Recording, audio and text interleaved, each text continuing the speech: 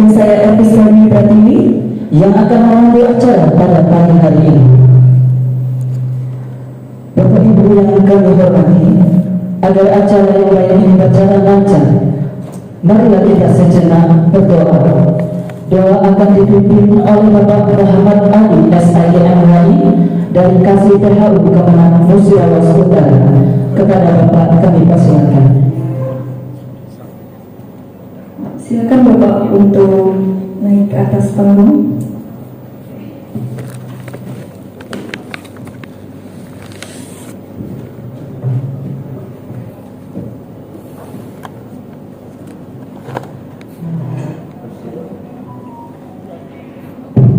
Assalamualaikum warahmatullahi wabarakatuh. Auzubillahiminasyaitonirrajim. Bismillahirrahmanirrahim. Alhamdulillahirabbil alamin. Hamdan syakirin hamdan naimin hamdan rabbil alamin mazidan. Ya Rabbana lakal hamdu kama yanbaghi karim wa asmi. Allahumma shalli ala sayyidina Muhammad wa ala ali sayyidina Muhammad. Allahumma ya Allah ya Tuhan kami, tiada kata yang rasa yang pantas kami aturkan kepadamu di pagi hari ini.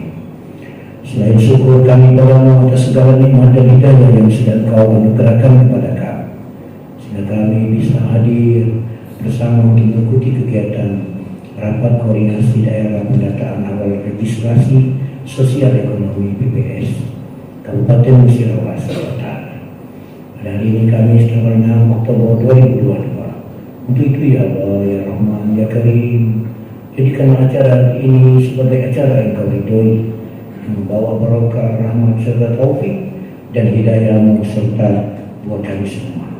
Allahumma ya Allah ya Tuhan kami, izinkanlah kami memohon, jadikanlah kegiatan ini sebagai penyegaran, sebagai pembangkit dan pembuka semangat kami dalam meningkatkan kualitas tugas kewajiban kami, sehingga kami bisa bekerja secara profesional dengan baik dan tekun sebagai bukti syukur kami dan penghambaan kepada-Mu ya Allah. Allahumma ya Allah ya Tuhan kami, ilmu begitu luas dan terbatas. Data ini mahal, namun akan lebih mahal lagi memangku tanpa data. Ketika berbicara masalah data, kami tahu data akan digunakan untuk perencanaan pembangunan dan pengambilan sebagai kebijakan. Oleh karena itu ya Allah, berikan kepada kami kekuatan, berikan kemampuan dan kejujuran dalam membangun data, sehingga data yang disajikan adalah benar-benar akurat dan cepat, sehingga benar dapat dipertanggungjawabkan. Allahumma ya Allah yang Maha Pengasih, satukan hati kami, padukan langkah kami, lapangkan pengetahuan dan segarkan pemahaman kami, agar kami dapat memetik hikmah yang terkandung di dalamnya, dan jadilah kegiatan ini sebagai ibadah dan dapat terlaksana dengan baik dan sukses. Ya Allah ya Rahman ya Ghafur, yang Maha Pengasih dan Maha Pengampun, kami sadar bahwa kami adalah umat-Mu yang baik, yang banyak berbuat salah dan dosa. Untuk itu ya Allah, ampunkanlah dosa-dosa kami, dosa kedua orang tua kami, dosa guru-guru kami, dosa pemimpin kami ya Allah.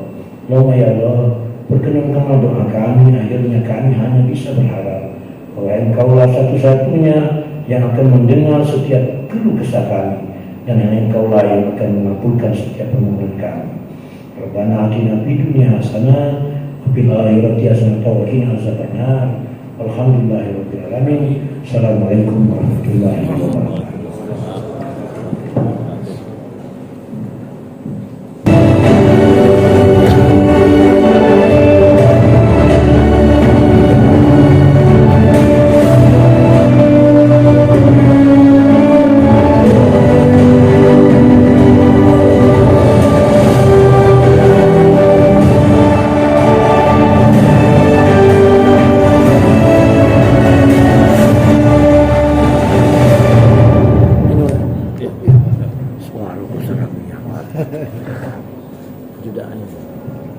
Tinggal di mana, Pak? Laporan penyelenggara sini. rapat koordinasi Kabupaten Muratara pendataan awal registrasi sosial ekonomi tahun 2022. Lubuk Linggau 6 Oktober 2022. tanggal 15 sampai dengan tanggal 14 Oktober 2022, BPS diberikan amanah oleh Bapak Presiden untuk melaksanakan pendataan awal registrasi sosial ekonomi atau disingkat dengan Resosek 2022 yang merupakan bagian dari reformasi sistem perlindungan sosial yang ada saat ini. Ini data yang dihasilkan dan pendeknya waktu yang diberikan kepada BPS. Kepada yang kita hormati dan kita banggakan, Bapak Wakil Bupati Musirawas Utara, Bapak Haji Inayatullah. Dan yang kami hormati juga dari pimpinan tim mewakili dari Forkompinda, dari Kak Polres, Ibu Eni, ya. Dari Dandim mungkin informasi kemarin Pak Asdim ternyata mungkin ada halangan atau mewakili, dari Kejaksaan Negeri yang mewakili, dari Pengadilan Negeri yang mewakili, dan juga dari DPRD yang mewakili, juga yang kami sangat hormati dari unsur OPD, kepala OPD atau mewakili, dari Bapak Ibu Camat yang hadir, dari Kapolsek yang hadir atau mewakili, jadi Pak Dan Ramil yang sempat hadir di sini, juga semua tamu undangan hadirin yang berbahagia, khusus spesial untuk panelis kita, narasumber kita, Bapak Dr. Abdullah, Kepala Bapeda Kabupaten Muratara, Bapak Herdi Sulantang, Kepala Dinas Sosial Kabupaten Muratara, dan juga Pak Sapri ke depan. Sehingga setelah itu terbangun, seluruh data tadi tetap ada, bukan hilang, tapi tetap ada, tapi akan terupdate dengan sendirinya. Misalnya untuk kebutuhan listrik, air bersih dan sebagainya. Sehingga benar-benar sesuai kebutuhan masyarakat. Ya. Kalau datanya gambar tuh aku tahu datanya. Kita bisa persentasikan itu per desa. Tapi kami BPS tidak boleh merilis data individual, random address, sesuai undang-undang kami. Ya. Jadi kalau Bapak Ibu minta data kami, baca. Kami hanya bisa mengeluarkan data jumlah. Baik. Mungkin itu sedikit terkait dengan. Oke.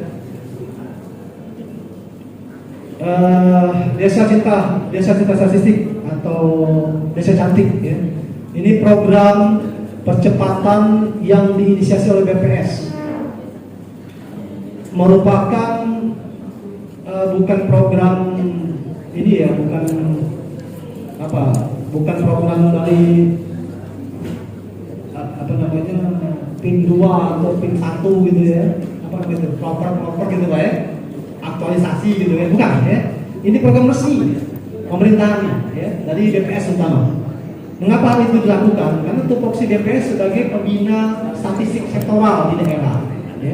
Banyak data-data kita ini yang ada di RT, yang ada di kepala RT, yang dicatat oleh RT, tapi tidak termanage, tidak terdokumentasi dengan baik data-data tadi. Ya.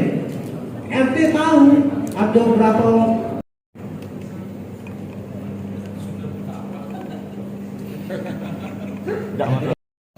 data terakhir kita potensi desa tahun 2021, data terakhir kita untuk isi ini. Kasih kosong, misalnya desa Muara Bukit, ya, terbuka.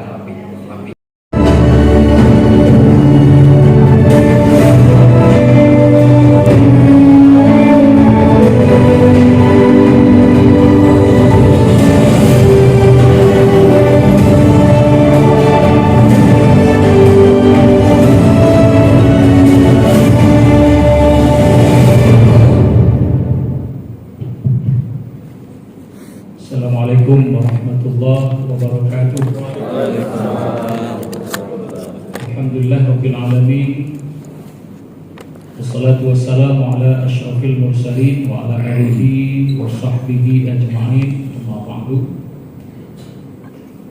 Yang kita hormati Kepala Badan Statistik, Kepala Badan Pusat Statistik Kabupaten Musirawas Utara, Bapak Dedi Pahlevi, beserta jajarannya, para Prokopimda yang sempat hadir pada hari ini mewakili Bapak Kapolres, Bapak Dandim, ada kejaksaan dari Pengadilan Negeri Kalapas hadir, para UPD juga dari Kementerian Agama Kabupaten Musirawas Utara, para camat, mungkin ada beberapa kepala desa yang diundang,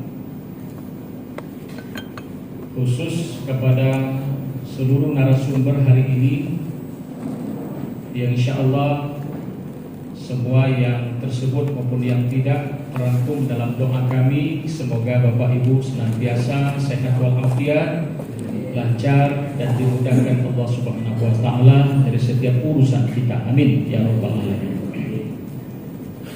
Saya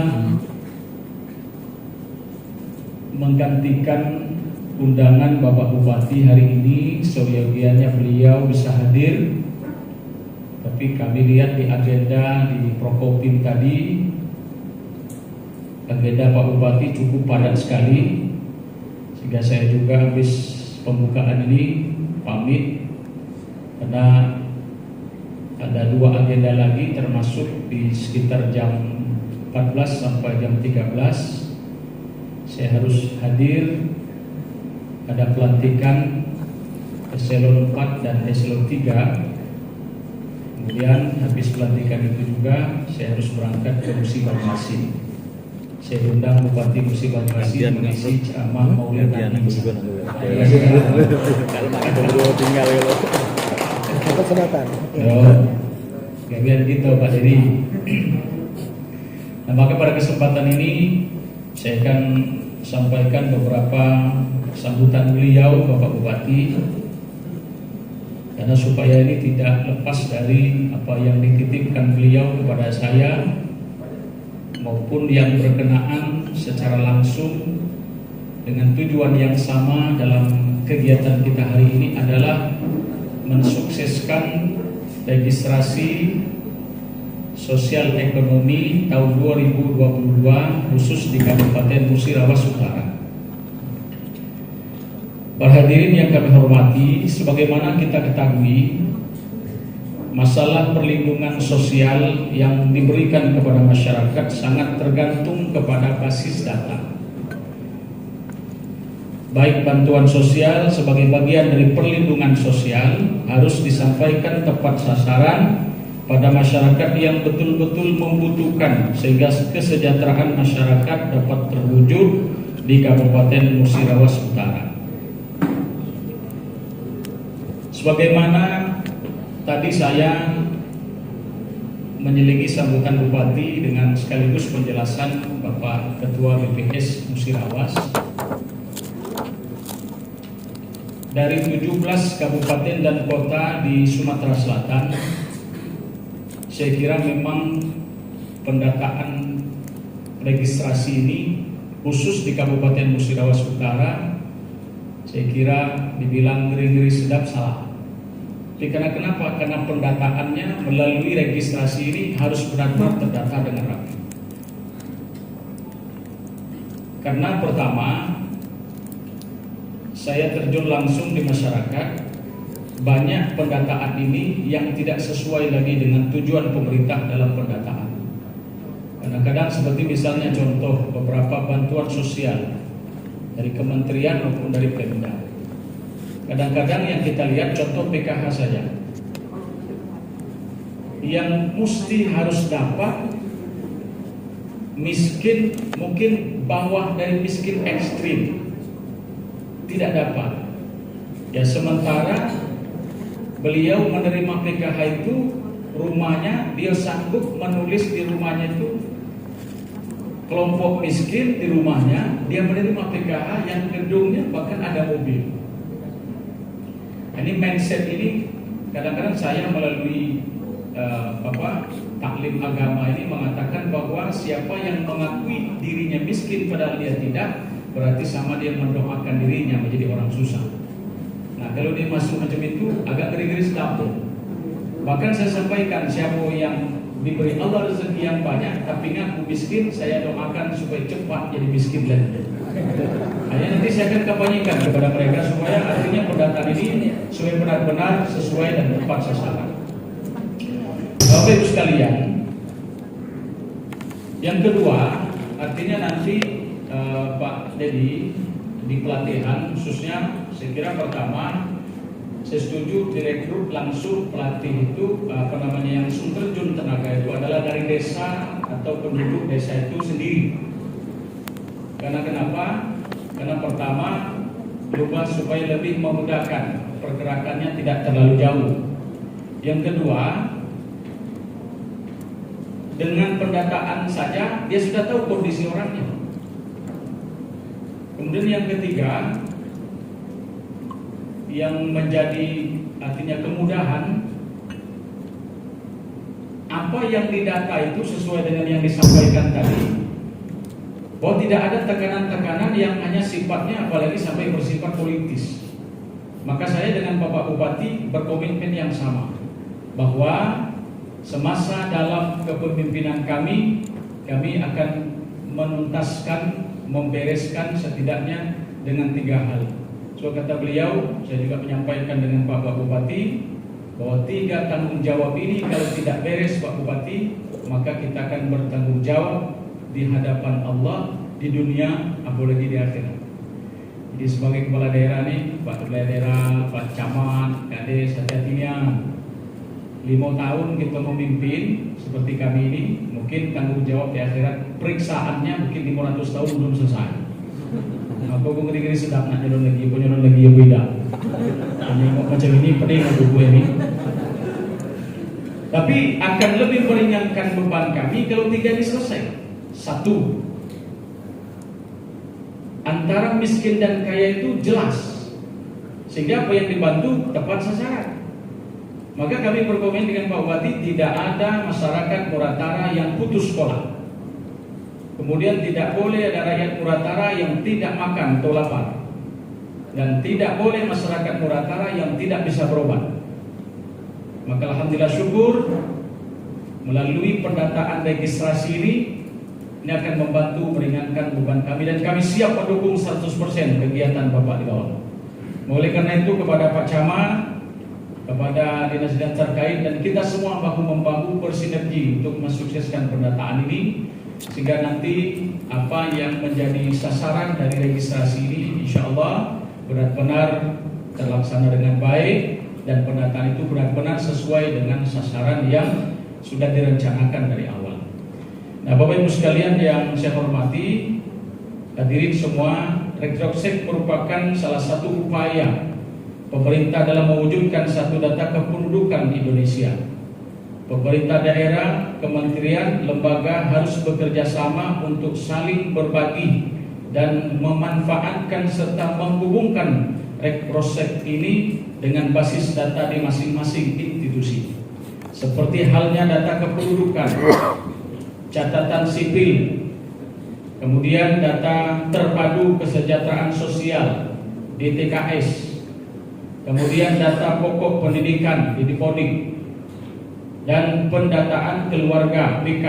Di samping itu juga akan dihasilkan data ketenagakerjaan dan kegiatan UMKM yang dapat digunakan untuk perencanaan lebih jauh.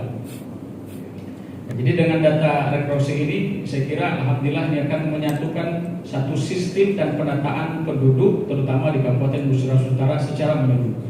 Karena kami lihat ini, baik itu di TKS, di Dukcapil, di Dipodik, itu sama juga Mas. Jadi sampai hari ini antara satu data dengan data yang lain itu pertama tidak sama, bahkan kadang yang didata di Dukcapil dengan ada di TKS itu orangnya tidak ada di sini. Nah, itu yang pusing mikirnya sangat luar biasa. Ini mungkin karena salah satu yang menjadi kendala besar pendataan ini ketika ada hal-hal yang berhubungan dengan kepentingan politik. Nah, itu yang berat sekali. Ini yang sangat berat. Misalnya contoh kepentingan politik di hasil pilkades. Nah, itu agak ngeri-ngeri sedap tuh natanya. Nanti kan kades baru ini. Kan sebelum pilkades kemarin itu sudah resah di masyarakat. Ainagung menkades Lampung ini tidak terpilih, habis kalau PKH gitu. Kan itu sekarang ini. Yang kades yang nyalon ini sama pula. Mananggu terpilih habis kalau capak itu bahasa di situ, tapi buat semua. Jadi padahal sebenarnya hak kades tidak ada di situ membuang dan menambah tenaga baru. Artinya dengan adanya sistem ini akan insya Allah menjadi padu pendataan ini, insya Allah akan bisa jadi lebih baik. Maka saya sampaikan juga nanti melalui pelantikan kepala desa, momentum ini sangat baik sekali bagi kepala desa yang baru dilantik, sehingga nanti bisa melalui registrasi ini bisa menjadi kesempatan untuk mendata penduduknya masing-masing menjadi lebih baik. Nah, Bapak Ibu sekalian yang saya hormati, dapat saya simpulkan bahwa pelaksanaan rekonstruksi ini menjadi langkah strategis yang tepat dalam perencanaan pembangunan kita ke depan. Oleh karena itu, mari kita semua membantu BPS Kabupaten Musirawas dan khususnya untuk Kabupaten Musirawas Utara sesuai dengan wewenang masing-masing untuk kesuksesan registrasi sosial dan ekonomi ini. Sebagai kepala daerah, Bupati, Wakil Bupati, saya adalah orang yang pertama kali mendukung rekonstruksi ini dan siap membantu apa yang dibutuhkan BPS Kabupaten Musirawas dan Musirawas Utara untuk kelancaran pelaksanaan di lapangan. Saya juga berharap kepada seluruh camat, seluruh lurah, para kepala desa se-Kabupaten Musirawas Utara untuk ikut mendukung membantu BPS ini. Demikian juga dengan seluruh OPD yang dapat membantu BPS minimal dengan menginstruksikan kepada seluruh pegawai saudara untuk menerima petugas BPS yang datang ke rumah masing-masing.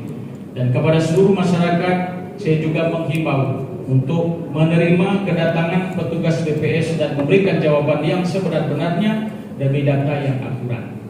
Dan saya juga titip terakhir kepada Pak Dedi dengan pelatihan nanti bahwa petugas ketika nanti mendata datang ke satu penduduk atau satu rumah, saya kira pendataan itu gimana tuh? Pertama melalui aplikasi, ya kan? Kemudian yang kedua, agak berat lagi kita di Muratara ini hampir sekitar 60% kita tidak ada sinyal, kadang-kadang sinyal bermasalah. Dan yang lebih parah lagi, kadang-kadang kepala desanya butuh teknologi, gaptek ya. Jangan-jangan caman lebih lubulah gaptek. Tapi saya yakin macam caman ini kita semua pilih yang caman kerja-kerja yang jalan-jalan, lincah-lincah, kan? Tapi menurut saya begini, kadang-kadang apa yang ditanya dengan yang dijawab tidak sesuai dengan yang dilihat. Ini kadang-kadang misalnya contoh, kalau kita misalnya bertanya dengan satu bapak ini, rumahnya bagus, kadang mobilnya ada tuh di sebelah walaupun merek ini masih Avanza, motornya ada. Dan yang lebih hebat lagi, sebelah rumahnya itu ada bak semacam kolam kecil untuk nimbun karet hasil kebun dia. Nah, ketika ini ditanya, Bapak, pekerjaan Bapak apa? Aku kok biasa petani sabo, dia untuk ibu. Saya ini petani, saya ini orang miskin, susah. Padahal baknya ada di situ, bak karet ini juga. Karena rata-ratanya tahu siapa yang datang mendata penduduk itu pasti dalam pikirannya, di pikirannya itu pasti ada bantuan. Nah, yang prinsip ini saya mau saya ubah di Muratara. Nah, sehingga petugas itu kadang bingung, yang mana yang benar ini? Yang dijawab dengan yang kulihat tidak benar. Nah, saya mungkin kira gini, bilang dengan petugas, apa yang kamu lihat baik ya kan? Dia ngomong miskin, ada, ini rumahnya bagus, saya tulis miskin dengan jawabannya. Nah, jangan-jangan Muratara ini dalam pendataan daerah termiskin, tertinggal, terbelakang, jangan-jangan data BPS yang nyata itu apa yang dijawab itulah yang ditulis, mungkin jangan begitu. Karena menurut aslinya, saya pikirlah keliling ke Muratara, ada yang tidak ketemu. Di mana orang miskin? Di Sendal ke Muratara. Ini. Nah, bisa ditanya, Bapak pernah tidak dalam 1 bulan ini makan ayam? Jadi sebut ini. Padahal ayam itu di bujur hutan tiap hari di terbang waktu dulu. kami tidak pernah makan ayam, karena pikirannya ada bantuan. Setidaknya walaupun dia tidak motong ayam, dia tuh tiap hari kondangan makan ayam. Artinya itu gizi orang. Karena kami Muratara rajin sedekah, malam sedekah, mati sedekah, ada nikah sedekah, beli mobil sedekah, rumah baru sedekah, laki kawin lagi sedekah. Iya Pak, di Muratara ngajar yasin, anak sakit masih sedekah. Bahkan tidak ada di daerah lain itu yang tersebut namanya kami Muratara itu sedekah maling. Nah, itu kaget kamu dengar itu. Sedekah maling, maksud sedekah maling itu sedekah di malam Jumat, satu rumah itu bawa nasi uduk dan masuk dalam dibungkusan, itu dikasih di masjid, yang orang masjid itu tidak tahu siapa yang ngasih.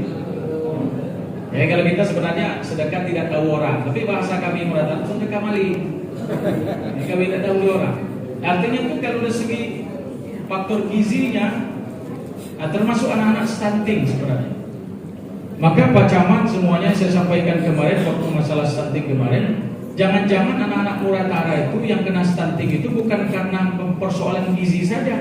Jangan-jangan sebilang anak Muratara itu banyak yang kena penyakit ain. Nah, itu nanti saya akan lihat. Saya minta dengan Dinas KB melalui saya sebagai ketua penanggulangan stunting di Kabupaten Sulawesi Utara, nanti akan kami langsung turun ke lapangan. Satu desa mana yang paling banyak stunting, itu nanti akan kami terjun. Saya akan lihat anak-anak satu-satu apa stuntingnya atau kena penyakit ain. Ain itu Bapak, kalau dia kena, dia makan tidak mau. Kemudian dia belajar, kadang mau, kadang tidak, berubah-ubah. Ada yang makan terus tapi kurus, itu kena ain. Jadi kalau Bapak Ibu mau lihat, ain ini banyak tidak dibicarakan oleh orang. Dan Bapak Ibu coba lihat anak-anak kita kadang-kadang masih usia 3-4 bulan sampai 7 sampai setahun yang sedang menyusui. Itu ada yang tidak mau menyusui ibunya. Dipegang maknya jadi nangis. Nah, itu namanya kena penyakit ain. Apa itu penyakit ain? Nah, udah ngaku. Enggak usah di sini, bukan urusan ain. Jadi cari acara lain dengan acara BPKS ini. Jadi Bapak Ibu sekalian, saya sampaikan jadinya apa yang dijawab oleh ditanya oleh petugas, yang dijawab oleh masyarakat belum tentu apa yang ada di kenyataan. Jadi penyakit ain itu khusus di Muratara. Bapak pernah makan ayam, Bapak dia ngomong tidak pernah, lihat rumahnya, kapan rumahnya bagus, pasti dia makan ayam. Kau dipuji cak situ Itu jadi saya minta tolong Bamo ini dibagannya bapak jangan kelada apa yang dijawab dengan apa yang tersebut ditulis masal agar sesuai dengan kenyataan yang benar-benar ada. Terima kasih. Rapat koordinasi kegiatan pendataan awal registrasi sosial ekonomi Kabupaten Sulawesi Utara tahun 2022 secara resmi kami buka. Terima kasih. Wassalamualaikum warahmatullahi wabarakatuh. dampingi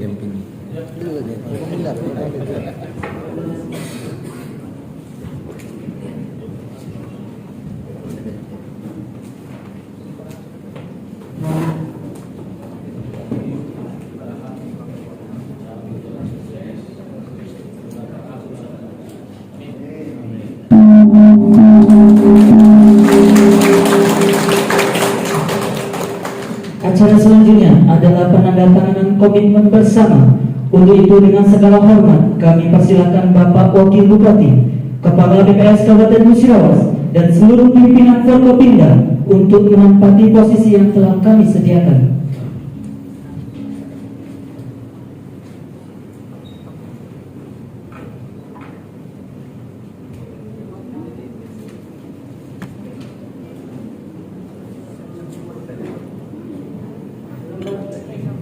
Lembar komitmen ini sebagai tanda dukungan terhadap kegiatan Reksosek tahun 2022. Lembar komitmen akan ditandatangani oleh seluruh tamu undangan yang hadir di akhir acara nanti.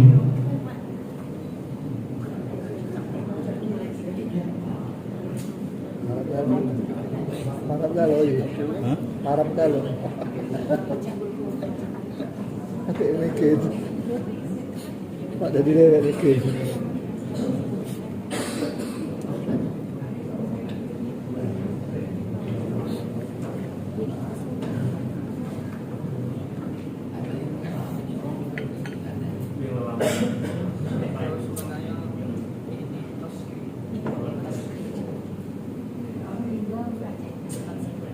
Sampai jam satu. Makan siang Pak. Jam 1. Pokoknya cuma 5 menit lah. 15 menit selesai. Itu kan break dulu. Oh, habis ini break dulu. Iya, break dulu. Break dulu kayak Break jam. dulu ini sekitar Baiklah, 2 menit. Anak yang merokok. Break dulu 2 menit. baiklah Bapak Bupati, Break dulu ya. Rekor. izin untuk berhenti. Break dulu, setengah 12 baru masuk. Ya.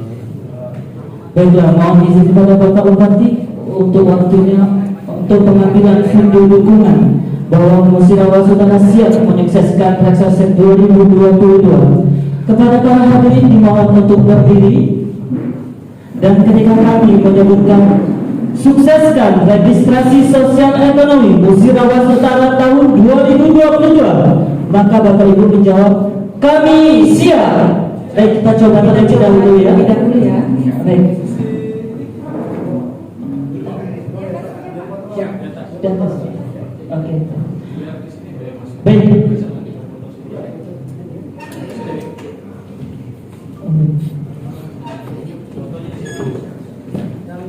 Oh ya. Baik, kita coba terlebih dahulu ya. Sukseskan registrasi sosial ekonomi Musirawas Utara tahun 2022. Oke, baik, kita sekali lagi ini ya. Bentar. Tangannya kayak gini ya, Pak. Kami siap. Baik, kita ulangi. Sukseskan registrasi sosial ekonomi Musirawas Utara tahun 2022. Baik, beri tepuk tangan meriah. Baiklah, kita lanjutkan. Bapak yang hadir di sini minta tolong sampai selesai acaranya Pak. Ya. Karena nanti saya pulang, Bapak pulang juga. Kasihan yang narasumber ya kan. Nanti tolong diabsen ulang ya Pak ya.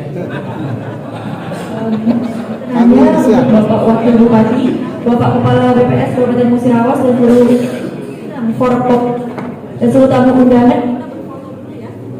Kita berfoto terlebih dahulu. Undangan untuk Bapak Wakil Bupati dan Kepala BPS dan pimpinan bisa di bagian bawah depan panggung. Oke. Tamu lain pada di atas. Di atas panggung. Baik kepada seluruh hadirin, untuk dimohon untuk ke atas panggung kita foto bersama.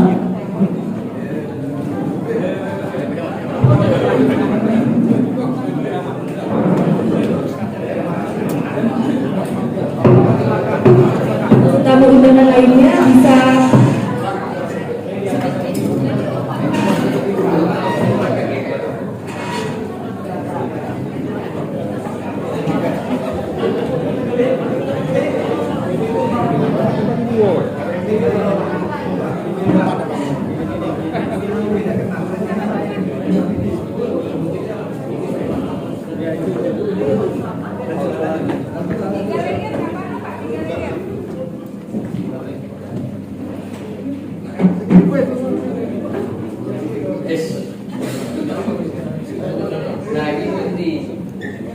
boleh dibuat 3 layer yang pernah diisi sama ibu-ibu.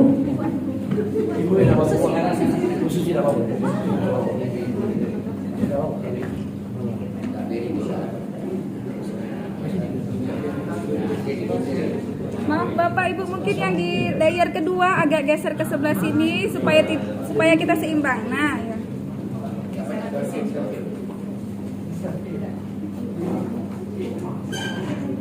Siap, oke. Baik, kita siap untuk panggilan foto. Oke. Berhidayah.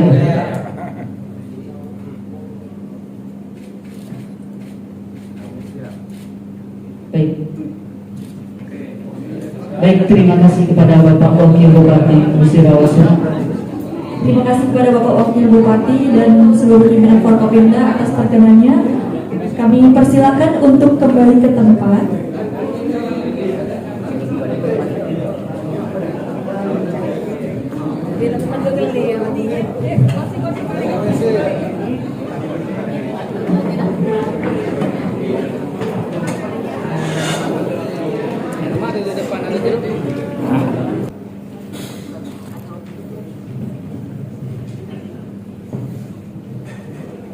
Assalamualaikum warahmatullahi wabarakatuh. Baik Bapak Ibu sekalian, pada sesi kedua ini kita akan mendengar nanti paparan dari dua narasumber kita pada siang hari ini. Yang terhormat Bapak Kepala DPS Kabupaten Musirawas, yang terhormat Bapak Kapolres Kabupaten Musirawas Utara atau yang mewakili, yang terhormat Bapak Dandim 046 atau yang mewakili, ganti mic-nya. yang terhormat Bapak Kakan Kemenak Kabupaten Utara atau yang mewakili, yang terhormat Bapak Kalapas Surulangun Kabupaten Musirawas Utara,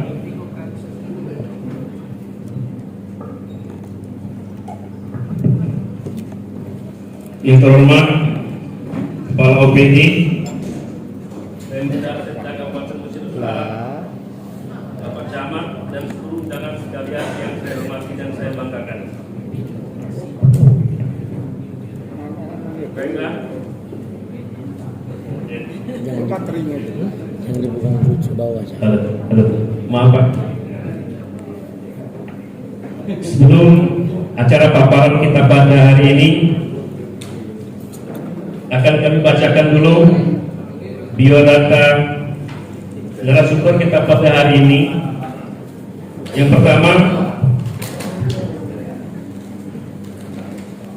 Bapak Dr. Amrullah STMM, tempat tanggal lahir Sukarami 11 Februari 1971, jenis kelamin laki-laki, alamat Jalan Waringin RT 2 Puncak Semudi, Kota Lubulingau, agama Islam, status pernikahan menikah, jabatan Kepala Badan Perencanaan Kabupaten Musirawas Utara, Masih muda. NIK 1971 0211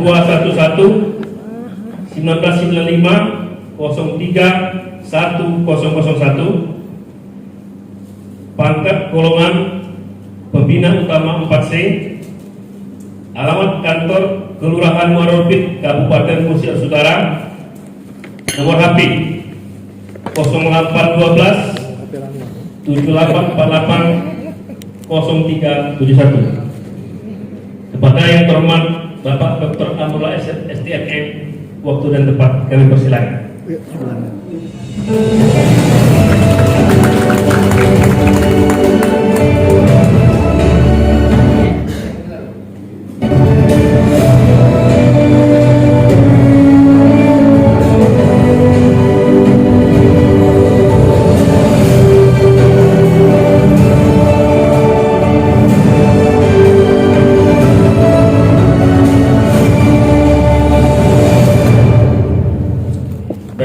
Untuk narasumber kita yang kedua, yaitu nama Erdius Lantang STMM, NIM 1980 0802 2005 01 1001, pangkat golongan Pembina tingkat 14B, jabatan Kepala Dinas Sosial Kabupaten Musirawas Utara, tempat tanggal lahir Pagaralam 2 Agustus 1980, jenis kelamin laki-laki, agama Islam, status menikah.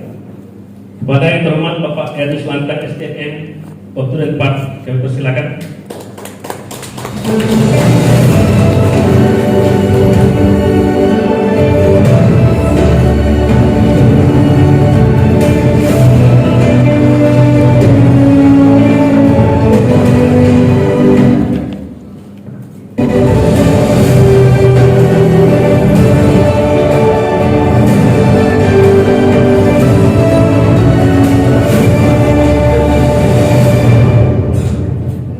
Bapak Ibu sekalian yang saya hormati, sudah hadir di depan kita dua narasumber kita, nanti akan memaparkan permasalahan yang ada sesuai dengan kegiatan kita pada siang hari ini, dan nanti di sesi yang selanjutnya nanti ada sesi tanya jawab.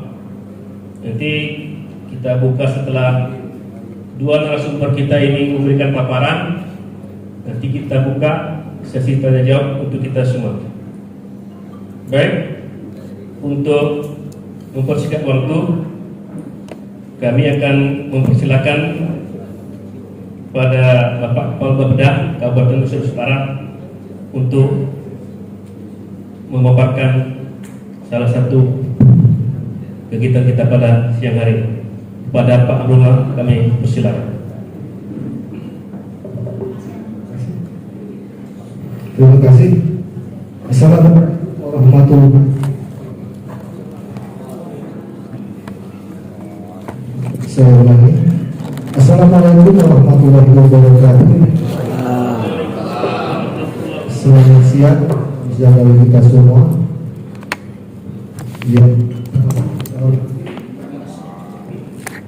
Bapak Kepala Badan Pusat Statistik Kabupaten Musirawas, Pak Dedi Pak Levi. Yang saya hormati unsur Forkopimda, dalam hal ini Kapolres Musirawas Utara yang diwakili oleh Ibu AKP ini. Yang saya hormati dari Dandim 0406 Musirawas atau yang mewakili. Yang saya hormati dari Kakan Kemenang. Yang saya hormati dari Kalapas Kasat Surulangun. Di sini juga hadir bapak-bapak ibu dari organisasi perangkat daerah di lingkungan pemerintah Kabupaten Mesir Utara, baik itu langsung dihadiri oleh kepala OPD ataupun mewakili. Yang saya hormati bapak-bapak dari Polsek C Kabupaten Musirawas Utara, bapak-bapak dari Koramil C Kabupaten Musirawas Utara, bapak ibu hadirin yang berbahagia. Alhamdulillah, puji syukur kita panjatkan kehadirat Allah Subhanahu wa taala. Berkat rahmat karunia pada pagi yang berbahagia ini kita dapat hadir di sini. Tentunya dalam rangka memenuhi undangan dalam rangka Resosek tahun 2022 di Kabupaten Mesir Utara. Dan tak lupa selalu salam disampaikan kepada junjungan kita Nabi besar Muhammadin Sallallahu Alaihi Wasallam. Bapak Ibu yang saya hormati, dalam kesempatan ini kami dari Badan Perencanaan Pembangunan Daerah Kabupaten Mesir Utara ditugaskan oleh Pak Dedi untuk menyampaikan suatu sharing di antara kita semua. Tentunya dalam hal ini berhubungan antara perencanaan dan data dalam rangka pembangunan di Kabupaten Mesir Utara umumnya dan khususnya dalam rangka pengentasan kemiskinan di Kabupaten Musirawas Utara. Saya mohon izin untuk berdiri untuk menyampaikan paparan ini.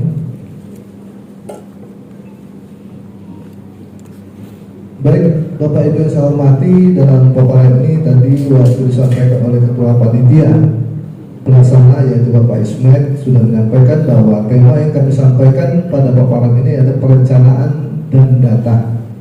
Tadi waktu Pak Ismet menyampaikan tadi perencanaan data. Jadi kalau perencanaan data hilang dannya agak panjang urusan Pak Ismet. Jadi jangan hilangkan dan. Jadi perencanaan dan data dalam rangka pengentasan kemiskinan di Kabupaten Musirawas Utara.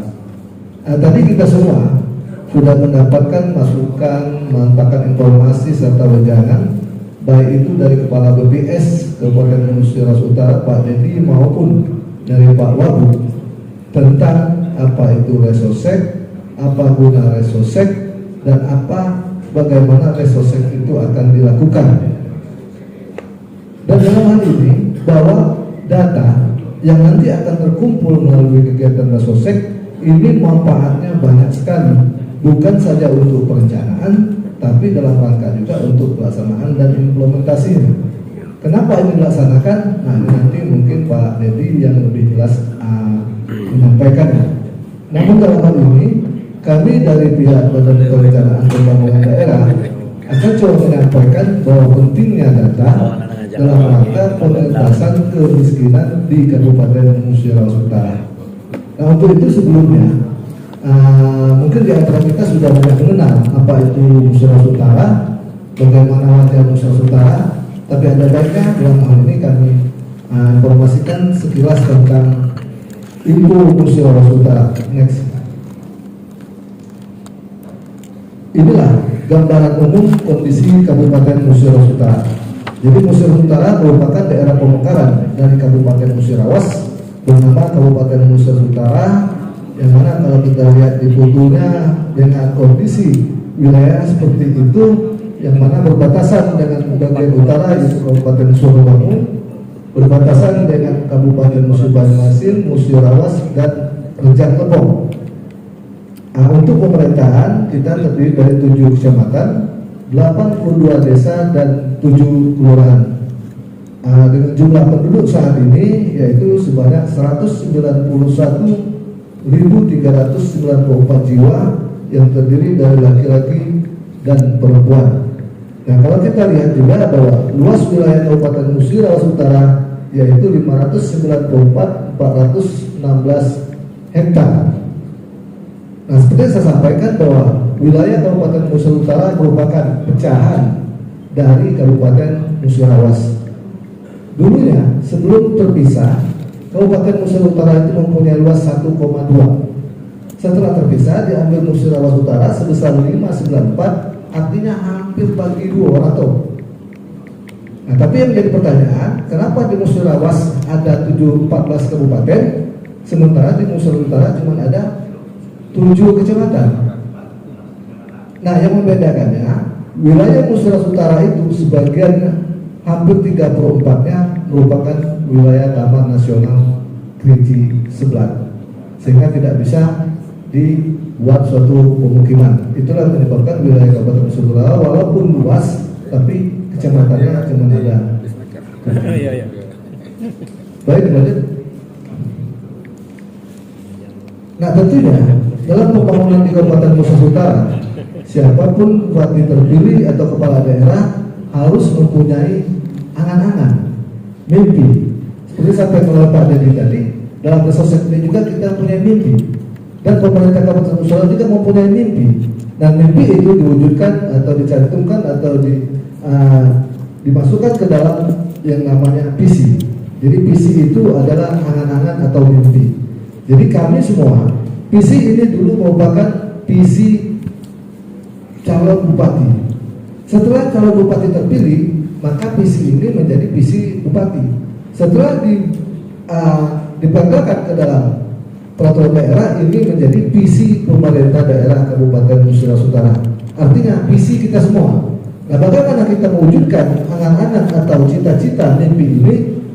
Yang sepertinya yaitu mewujudkan citra Musirawas Utara Berhidayah, di mana citranya sendiri merupakan kepanjangan daripada cerdas, inovatif, transparan, responsif, dan akuntabel. Nah, visi ini tidak mungkin terwujud kalau kita tidak melakukan aksi, tidak melakukan kegiatan, dan tidak melakukan hal-hal dalam rangka untuk pencapaian angan-angan tersebut. Nah, untuk mewujudkan visi tersebut, dimasukkanlah atau dicantumkanlah atau dibuatlah suatu misi. Misi adalah upaya dalam rangka untuk pencapaian misi. Nah, untuk pencapaian misi Kabupaten Musirawas Utara ini secara garis besar digolongkan ke dalam 3 kelompok. Yang pertama yaitu meningkatkan daya saing melalui pertumbuhan ekonomi. Yang mana kita ketahui bahwa setiap daerah akan berusaha untuk meningkatkan daya saing agar daerah tersebut mampu bersaing di daerah sekitarnya, sehingga dari sini akan terlihat tolak ukur kemajuan daripada daerah tersebut. Dan daya saing tersebut melingkupi di bidang sumber daya alam maupun infrastruktur yang merata. Visi kedua yaitu meningkatkan kualitas sumber daya manusia. Nah, tidak mungkin kita dapat mengelola suatu daerah, mengelola suatu sumber daya alam, potensi-potensi yang ada, tanpa didukung oleh sumber daya alam yang mumpuni. Akibatnya apabila sumber daya alam kita ada tapi sumber daya alam lokal tidak ada, masuknya orang-orang luar sehingga sumber daya alam kita akan terbelakang. Yang visi ketiga yaitu tata kelola pemerintahan yang cerdas, inovatif, transparan, responsif, dan akuntabel. Next. Nah, dalam rangka perencanaan pembangunan daerah tentunya berlandaskan kepada permasalahan-permasalahan yang timbul di dalam suatu daerah, yaitu di masyarakat. Permasalahan-permasalahan itu kita rangkum dan kita buatkan dalam satu kelompok sehingga menjadi isu pembangunan Kabupaten Nusa Utara tahun 2023. Jadi kita langsung spesifikasi ke isu pembangunan daerah tahun 2023, dan isu ini sudah ada di dalam rencana pembangunan jangka menengah dan rencana RKPD Kabupaten Nusa Utara tahun 2023. Isu merupakan hal yang harus atau patut dan wajib ditangani oleh pemerintah daerah dalam rangka untuk kesejahteraan masyarakat. Jadi di sini ada tergolong 8 isu di Kabupaten Nusa Utara, di mana yang pertama pemberian dampak COVID. Jadi sebagaimana kita ketahui, COVID saat ini memang sudah tidak begitu mengkhawatirkan. Di dalam medsos juga Presiden sudah menyampaikan bahwa mungkin tidak lama lagi kita akan bebas COVID, tapi isu ini tetap kita pakai dalam rangka untuk menjaga jangan sampai Nusa Utara kembali terkena COVID. Yang kedua yaitu penurunan angka kemiskinan. Maka kita ketahui bahwa Nusa Utara saat ini angka kemiskinannya cukup tinggi, dan untuk tahun 2022 angka kemiskinan kita naik di tahun 2020. Jadi isu ini menjadi isu yang strategis. Yang ketiga yaitu peningkatan IPM, peningkatan pendapatan masyarakat pertumbuhan wilayah, dan sampai yang kedelapan yaitu peningkatan produktivitas dan nilai tukar petani. Next. Nah, di dalam isu tadi yang kedua yaitu peningkatan penurunan angka kemiskinan. Jadi selaras dengan apa yang disampaikan oleh Pak Deddy, bahwa salah satu yang kami sampaikan dalam hal ini yaitu penurunan angka kemiskinan, dan itu sudah ada dalam isu strategis maupun sudah masuk ke dalam RPJMN, RPJMD, dan maupun RKPD di tahun 2023. Next. Nah, mungkin ini sekilas info kita memperjelas.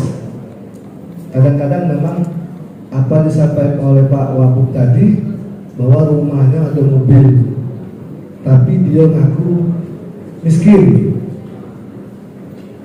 Kadang dia mampu mengakses yang lain-lain, tapi dia mengaku miskin. Jadi ada baiknya kita mengetahui apa itu kemiskinan, apa itu miskin. Nah, jadi dalam definisinya, kemiskinan adalah saat ketidakmampuan untuk memenuhi kebutuhan dasar seperti makan, pakaian, tempat berlindung, pendidikan, dan kesehatan. Jadi kalau kita kembali ke zaman bahasanya dulu itu pangan, sandang, papan. Jadi apabila terpenuhi tiga ini, maka tidak dikategorikan miskin. Makan cukup, pakaian bagus, rumah permanen, anak sekolah dulu, sehat dulu. Nah, jadi tidak bisa apabila 5 ketentuan ini dipenuhi tidak bisa ngaku miskin. Tapi faktanya apa disampaikan oleh Pak Wabuk waktu pendataan, karena mereka berharap ada bantuan, maka mereka mengaku miskin. Nah, tapi kalau dari terjemahan ini masih bias juga, masih ada juga yang ngomong tetap masih miskin. Maka kita spesifikkan kasih lagi bahwa yang namanya penduduk miskin adalah penduduk yang memiliki rata-rata pengeluaran per kapita per bulan di bawah garis kemiskinan.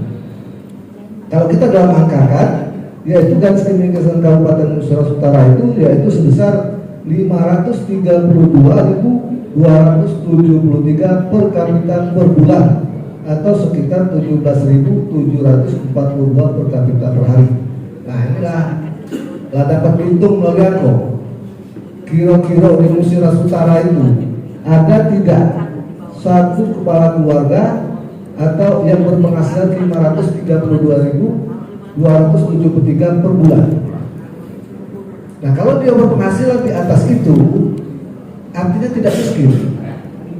Atau kalau kita buat harganya gaji 17.000, ada tidak yang gaji 17.000 di Musirawas Utara per hari? Jadi kalau dia bergaji 20.000 per hari, itu sudah tidak kategori miskin. Betul Pak SBY? Mohon dikoreksi kalau salah. Nah, tapi ini perlu juga dipenjabaran lagi. Artinya kalau satu keluarga memiliki 2 orang anak, artinya dalam satu keluarga tersebut ada 4 orang. 4 orang dikali 17.742 rupiah, artinya sekitar 421, berarti bergaji sekitar 65.000. Nah, apabila kepala keluarganya bergaji sekitar 65.000, istrinya tidak memiliki penghasilan, anak tidak memiliki penghasilan, maka dia masih dikategorikan miskin. Tapi apabila sudah di atas itu, tidak dikategorikan miskin, mungkin hampir miskin. Nah, itu dari sisi definisi, dari sisi tolak ukur, maupun dari sisi penghasilan yang dimiliki per rupiahnya. Next. Nah, inilah kondisi daripada Kabupaten Musirawas Utara. Jadi kalau kita lihat diagram bahwa tingkat kemiskinan di Kabupaten Musirawas Utara itu dari tahun 2017 sampai tahun 2021 kita terjadi kenaikan atau penurunan, dan pada tahun 2021 tadi terjadi penurunan menjadi terjadi kenaikan angka kemiskinan 20,11% dari 19,48. Jadi artinya di tahun 2021 tadi angka kemiskinan di Kabupaten Musirawas Utara meningkat, artinya bertambah. Dan ini sebagaimana kita ketahui bahwa pertambahan angka ini disebabkan salah satunya ada dampak COVID, yaitu dampak COVID, berkurangnya penghasilan, bertambahnya beban. Nah, sehingga angka kemiskinan ini menjadi besar atau tumbuh menjadi 20,11%. Di situ kita lihat bahwa di tahun 2021 angka kemiskinan kita masih di atas angka kemiskinan Provinsi Sumatera Selatan. Lanjut. Kalau kita lihat juga dari garis kemiskinan per kapita, itu di tahun 2021 nilainya meningkat di tahun 2022. Kalau tahun 2020 itu garis kemiskinan kita berada di 504.998, tapi di tahun 2021 meningkat menjadi 532.273. Nah, angka-angka ini tentunya diperoleh dari data bersumber dari data statistik. Apakah garis kemiskinan ini sama satu daerah dengan daerah lain? Tidak. Untuk Musirawas Utara dibandingkan dengan Musirawas maupun kota, kita lebih tinggi pada dia. Kita lebih tinggi. Artinya orang Musirawas Utara yang berpenghasilan 532.273, kalau dia diam di Kota Lubuk Linggau, maka dia tidak miskin. Karena dia di Musirawas Utara, maka dia miskin. Kok bisa? Nah, ini kemarin saya sempat sharing dengan Pak Didi, saya bertanya, kenapa Pak Didi? Ya karena di Musirawas Utara Pak, harga berasnya lebih tinggi daripada harga beras di Linggau. Harga cabenya lebih tinggi dari harga beras di Kota Lubuk Linggau. Harga untuk memperoleh telur lebih tinggi dari Kota Lubuk Linggau. Jadi untuk memperoleh kalori non kalori di Musirawas Utara lebih tinggi nilainya daripada di kota. Kenapa? Karena ini salah satu dipengaruhi oleh faktor jarak dan transportasi serta ketersediaan pasar. Jadi kita belum punya pasar induk. Jadi harga barang kita masih cukup tinggi, masih cukup mahal dibandingkan Musirawas sama Kota Lubuk Linggau. Inilah yang menyebabkan garis kemiskinan Musirawas Utara nilainya lebih besar nilainya daripada Kota Lubuk Linggau maupun Musirawas. Nah, harapan kita pada tahun 2021 ini menurun. Lanjut. Nah, ini yang sekarang lagi tren-trennya. Ya, sebenarnya kalau kita lihat dari kata-katanya ekstrim, mungkin tidak asing lagi kita mendengar kata-kata ekstrim. cuaca ekstrim, artinya cuaca di luar kewajaran. Kalau hujan selama ini dari pagi sampai siang, nah sekarang hujannya dari pagi sampai malam berturut-turut, artinya kira-kira pendekatan kata-kata ekstrim ini terlalu. Nah ini kemiskinan ekstrim, yaitu kemiskinan yang terlalu. Kalau kita terjemahkan lagi itu terlalu miskin. Nah jadi di dalam kategori kemiskinan itu ada kemiskinan ekstrim atau yang terlalu miskin. Di situ next, secara definisi yaitu kemiskinan ekstrim fenomena multidimensi di mana seseorang warga negara tidak memiliki penghasilan yang cukup sehingga membatasi kemampuannya untuk memiliki barang-barang produk pokok disertai kurangnya akses pendidikan, kesehatan, pekerjaan, keamanan pribadi dan rumah yang layak. Ini hampir sama dengan terjemahan kemiskinan, hanya nanti bisa kita lihat dari tolak ukur penghasilan atau pengeluaran per kapita. Ini terdapat dua karakteristik penduduk miskin ekstrim, yaitu di pedesaan dan di perkotaan. Nah itu kalau di perkotaan, pada umumnya kantong kemiskinan merupakan kaum pendatang atau urban, belanja, bekerja di sektor informal, mendapatkan tempat tinggal, tanah yang bukan milik negara. Kalau penduduk miskin di pedesaan, pada umumnya dipengaruhi kurangnya lapangan kerja, pendidikan, masih rendahnya bekerja di sektor pertanian dan memiliki lahan.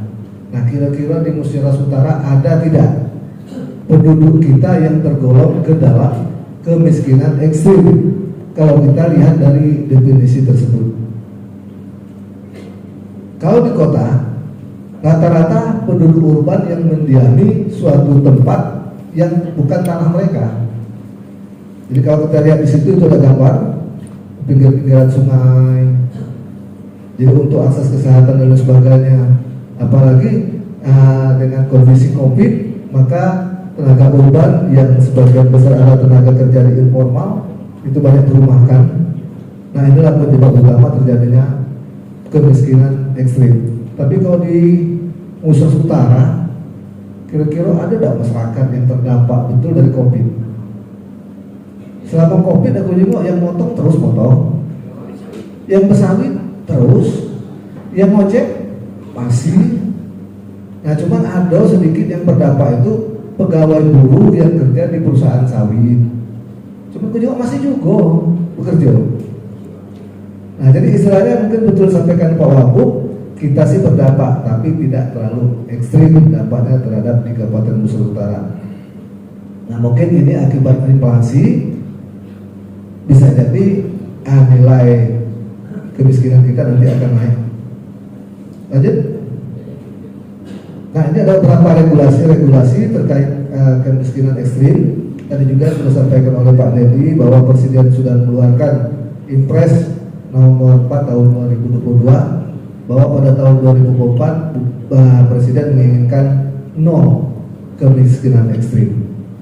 Jadi 2022, 2023, 2024 tidak ada lagi kemiskinan ekstrim di wilayah negara Kesatuan Republik Indonesia ini. Itu ada beberapa regulasi-regulasi yang sudah dikeluarkan yang mungkin nanti menjadi petunjuk atau menjadi guidance bagi kita semua dalam rangka perencanaan pembangunan maupun aksi untuk menurunkan kemiskinan ekstrim. Lanjut. Nah di dalam regulasi berusaha tersebut, Presiden sudah menugaskan kepala daerah maupun wali kota untuk melaksanakan aksi dalam rangka untuk penurunan kemiskinan yang meliputi yaitu percepatan penghapusan, penerapan data, penyusunan program kegiatan, fasilitasi penyediaan lahan dan menyampaikan laporan hasil. Jadi ini sangat erat kaitannya dengan kegiatan resosek yang dilaksanakan oleh BPS ini terkait dengan pengentasan kemiskinan ekstrim pada khususnya dan umumnya dalam rangka untuk peningkatan kesejahteraan masyarakat. Nah kalau kita lihat dari data bahwa di Sumsel ini hanya ada 10 kabupaten kota yang memiliki kemiskinan ekstrim. Salah satunya yaitu Kabupaten Musyawarah Utara.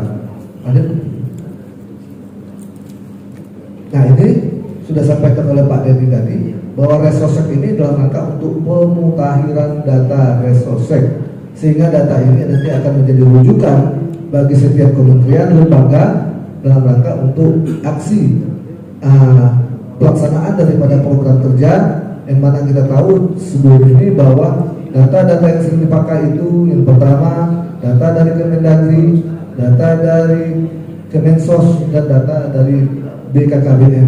Ini sering terjadi salah atau tidak match atau agak bias. Nah, ke depan melalui Resosek ini data ini akan dipakai oleh semua kementerian sehingga datanya menjadi satu data.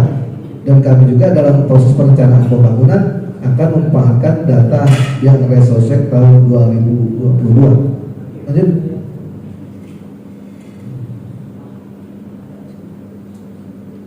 Nah, dari segi kemiskinan ekstrim tadi coba ulang lagi.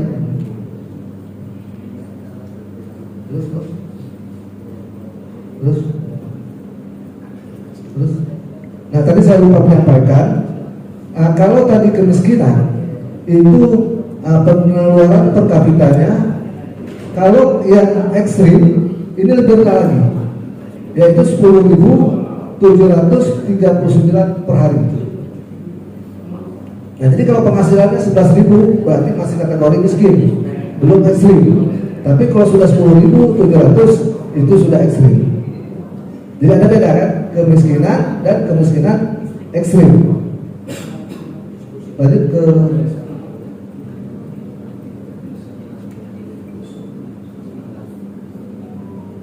Bapak Ibu saya hormati.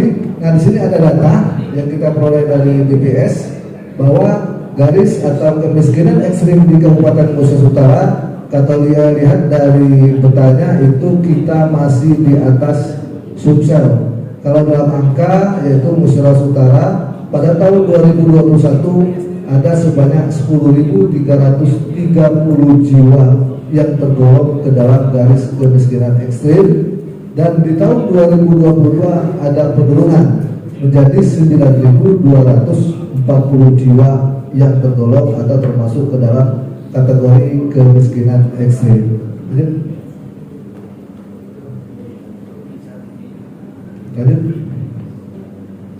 Nah, ini ada beberapa langkah dalam rangka untuk pengentasan kemiskinan yang merupakan nanti menjadi pedoman kita semua berdasarkan data Resosek dan berpedoman kepada aksi untuk penyelesaian ekstrim. Yang pertama yaitu memastikan kelompoknya, meningkatkan koordinasi. Kalau kita lihat di situ ada 3 kelompok besar, yaitu mengurangi beban pengeluaran, meningkatkan pendapatan masyarakat, dan menurunkan angka jumlah kantong-kantong kemiskinan.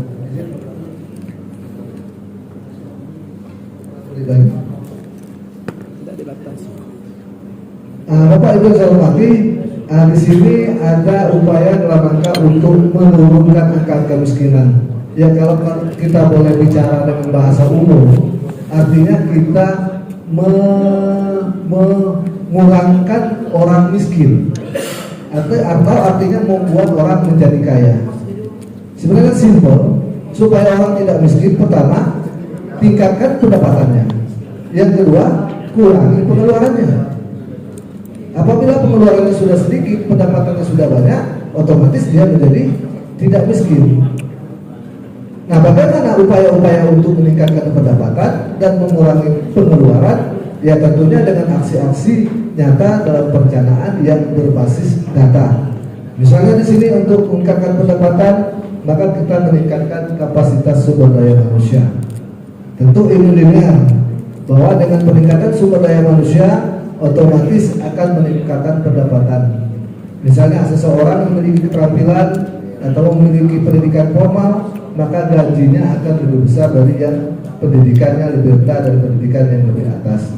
Atau memiliki keterampilan, maka ke depan diharapkan dia tidak menjadi guru, tapi menjadi seorang entrepreneur atau pengusaha. Itu salah satu upaya, dan di sini ada guidance-nya dari Bappenas, yaitu ada 3 kelompok besar. Di dalam kelompok 1 pengurangan beban masyarakat itu ada 5, di dalam peningkatan pendapatan masyarakat ada 4, dan di dalam penurunan kantong-kantong kemiskinan ada 5. Lanjut. Dan tentunya dalam rangka pengentasan kemiskinan ini tidak bisa juga kita berdiri sendiri, baik itu antar pelaksana, pemangku kepentingan di tingkat daerah, baik itu antar OPD, baik antar instansi vertikal dan non vertikal maupun keterpaduan antar daerah. Dalam artian provinsi, nasional harus terpadu dalam rangka untuk menyelesaikan kemiskinan. Jadi jangan sampai satu kementerian punya program seperti ini tapi tidak terpadu dengan kementerian yang lainnya. Jadi intinya bahwa keterpaduan dan sinergi oleh pemerintah daerah dalam pengatasan kemiskinan harus betul-betul bersinergi.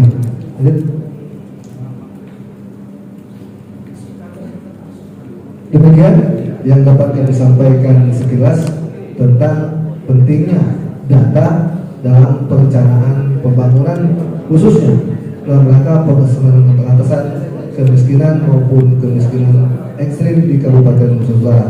Sehingga harapan kami dengan adanya Resosek ini, program atau kegiatan kita dalam pengentasan kemiskinan betul-betul tepat sasaran, sehingga yang dibantu adalah betul-betul yang miskin dan tidak lagi ada bias. Mungkin ini saran saya untuk Pak Edi dan BPS. Dalam rangka pendataan itu validitas datanya mau betul-betul harus terukur.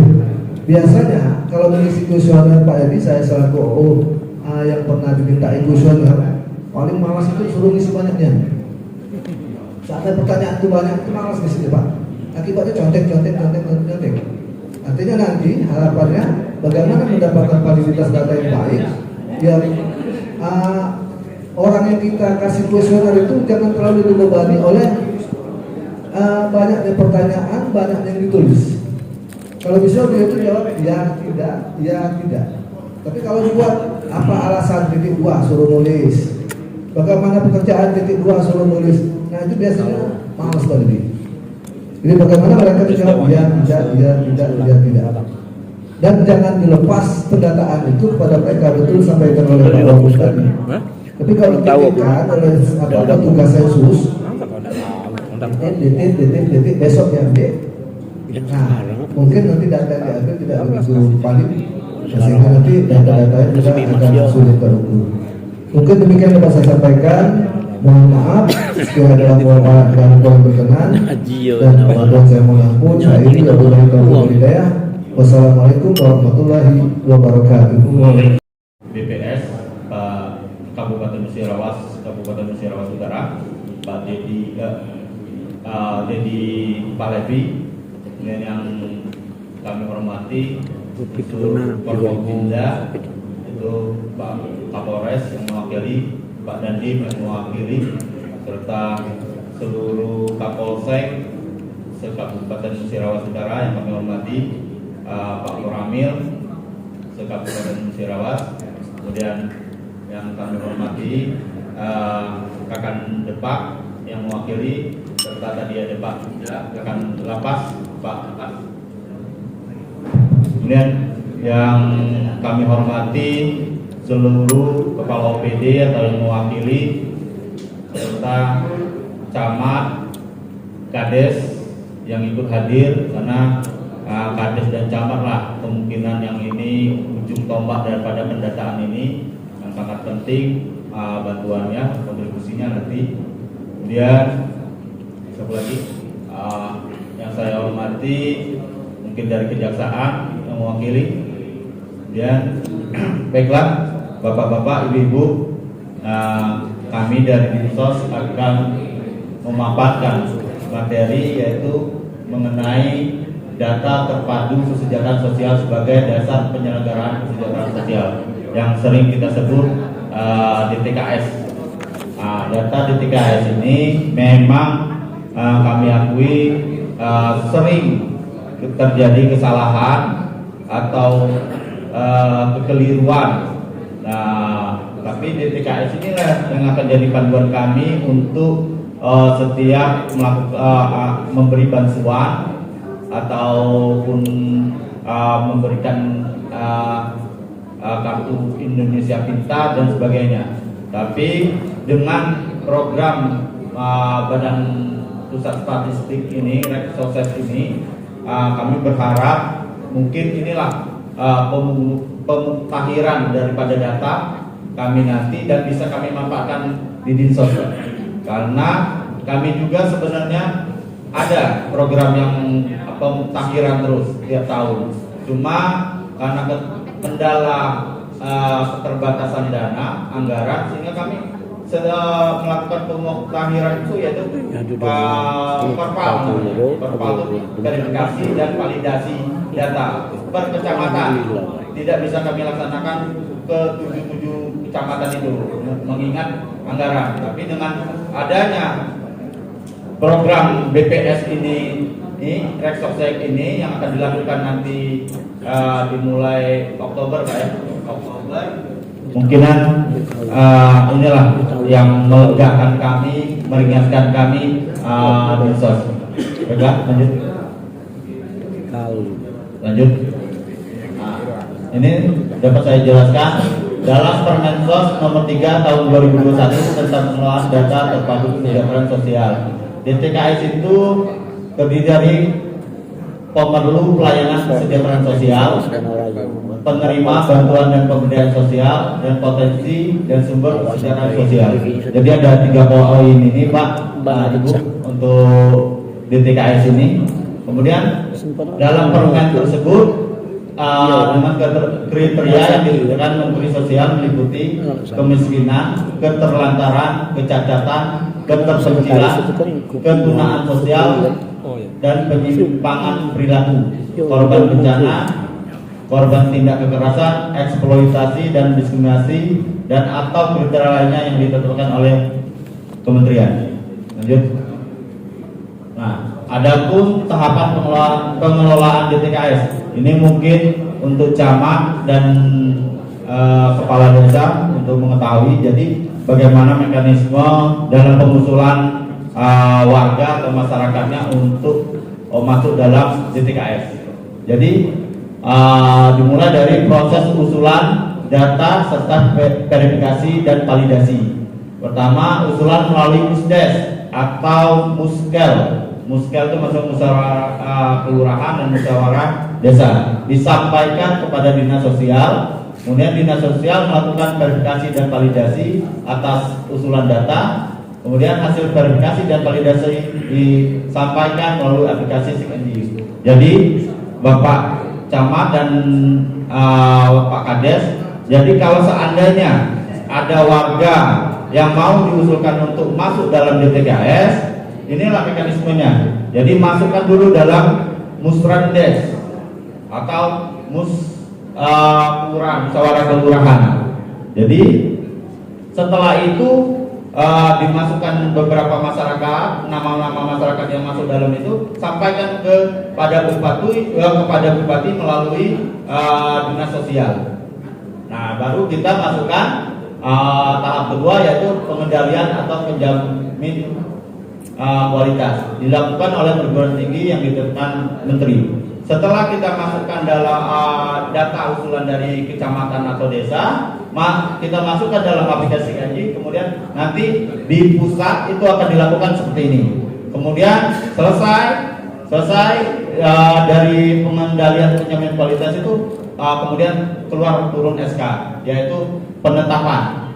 Penetapan DTKS ini, kemudian penetapan itu DTKS ditentukan setiap bulan. Jadi nanti ada SK Pak, ada SK penetapan dari kementerian per bulannya.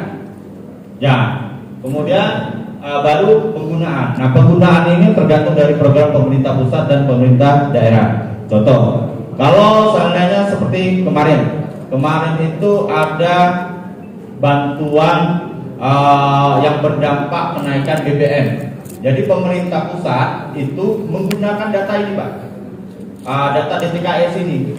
Jadi siapa yang layak atau tidak layaknya untuk mendapatkan bantuan tersebut, dia menggunakan data DTKS. Nah, begitu juga kita. Misalnya ini yang akan diprogramkan oleh Pak Bupati, sembako murah. Nah, melalui Disperindak. Nah, ini kemungkinan datanya bisa juga digunakan melalui ini. Nah, yang kita khawatirkan, yang kita selalu resah di masyarakat tuh ada yang layak dan tidak layak. Nah, disinilah dalam aplikasi ini tidak layak, gitu. Karena sampai saat ini belum pernah kami menerima surat dari desa atau kecamatan yang melaporkan hal seperti ini. Jadi banyak resah di masyarakat itu, ribut, ada yang dapat, ada yang tidak, ya ada yang layak, ada yang tidak. Tapi tidak pernah kami ada laporan resmi dari desa sendiri. Itu lanjut. Nah, ini untuk DTKS Kabupaten Musirawas Utara berdasarkan SK yang tadi penetapan tadi Bapak Ibu. Jadi mulai dari tiap bulan 1 April, 30 April. Nah, jumlah yang masuk dalam DTKS kita itu pada bulan April itu 101.104 jiwa atau orang. Itu kemudian diperbaiki, ada perbaikannya 35.000. Kemudian yang terakhir di bulan Agustus, saya bacakan di bulan Agustus itu jumlahnya jadi 122 orang, 122.190 jiwa atau orang. Oke, lanjut. Nah, untuk kecamatan, per kecamatan ini pernah saya sampaikan ketika rapat-rapat sebelumnya. Nah, per kecamatan itu jumlah penerima bansos, lanjut. Selain bantuan sosial di atas, DTKS juga meliputi 1. Penerimaan bantuan resos, rehabilitasi sosial anak, lansia, penyandang. Jadi DTKS itu ibu-ibu, bapak-bapak, jadi bisa dia Masih bantuan, pendataan dan bantuan masih. Bantuan kami pada waktu kami datang, katanya Pak kami saja ini. Seperti itu kejadiannya. Dan itu menjadi PR. Dan dia tidak tahu juga kapan itu bisa selesai. Ini masalah aplikasi ini kadang-kadang mempermudah, kadang-kadang seperti ini ya kita ada apa masalah kok pada jalan kan itu padahal sudah terbangun sistem itu. Ya. Nah makanya muncullah ini salah satunya ya resource ini untuk menjadikan momentum kita mengupdate seluruhnya. Dan karena BPS itu bukan pemilik data, tidak boleh merilis data resource ini akan dikembalikan kepada pemerintah, dalam hal ini adalah presiden atau Wapres dan juga pemerintah daerah. Jadi yang berhak merilis data menggunakan data tersebut BNPN adalah pihak pemerintah, kementerian lembaga maupun pemerintah daerah. Jadi kami tidak punya data itu kami tidak punya. Jadi jangan bertanya lagi ke kami, kenapa aku tidak masuk? Itu susah, ya. Mungkin berakhir juga yang sesi untuk paparan dan tanya jawab ini. Demikian yang bisa kami lakukan pada kesempatan ini. Kami akhiri. Wassalamualaikum warahmatullahi wabarakatuh. MC kami kembalikan ke MC. Terima kasih Bapak. Baik Bapak Ibu yang kami hormati, demikianlah tadi paparan dan diskusi yang sangat menarik dan detail dari para sumber. Mari kita beri aplaus yang paling meriah terlebih dahulu.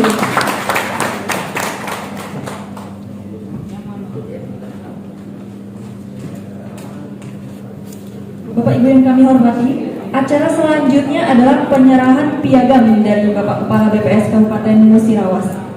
Untuk itu kepada yang kami hormati Kepala BPS Kabupaten Musirawas, Bapak Dedi Falabian IC, untuk memberikan penghargaan piagam, penyerahan piagam.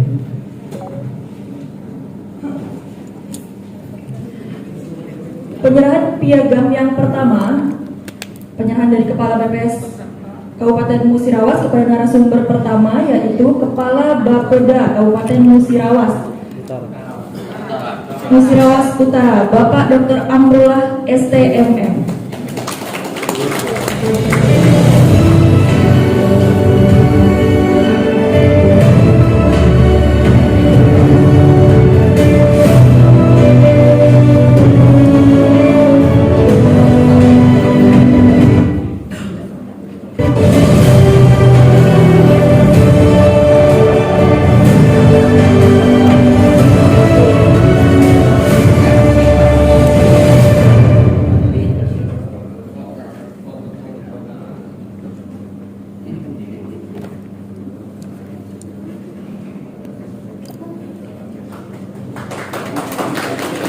Baiklah, selanjutnya penyerahan piagam oleh Kepala Dinas Kabupaten Musirawas kepada narasumber kedua, Kepala Dinas Sosial Kabupaten Musirawas Utara, Bapak Erdius Lantam, STMN.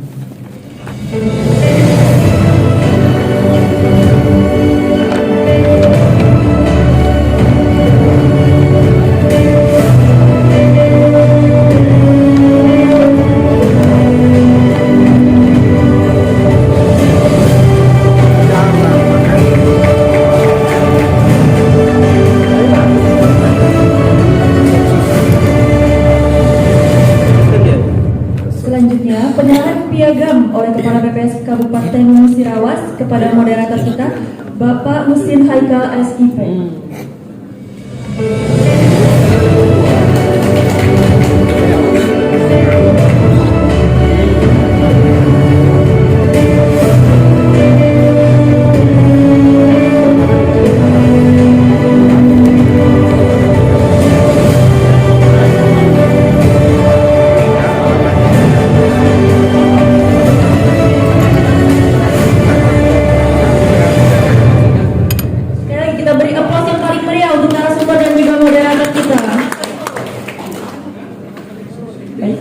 Yang kami hormati Bapak Kepala BPS Kabupaten Musirawas dan Bapak narasumber dan moderator, terima kasih atas perkenannya dan kami persilahkan untuk kembali ke tempat.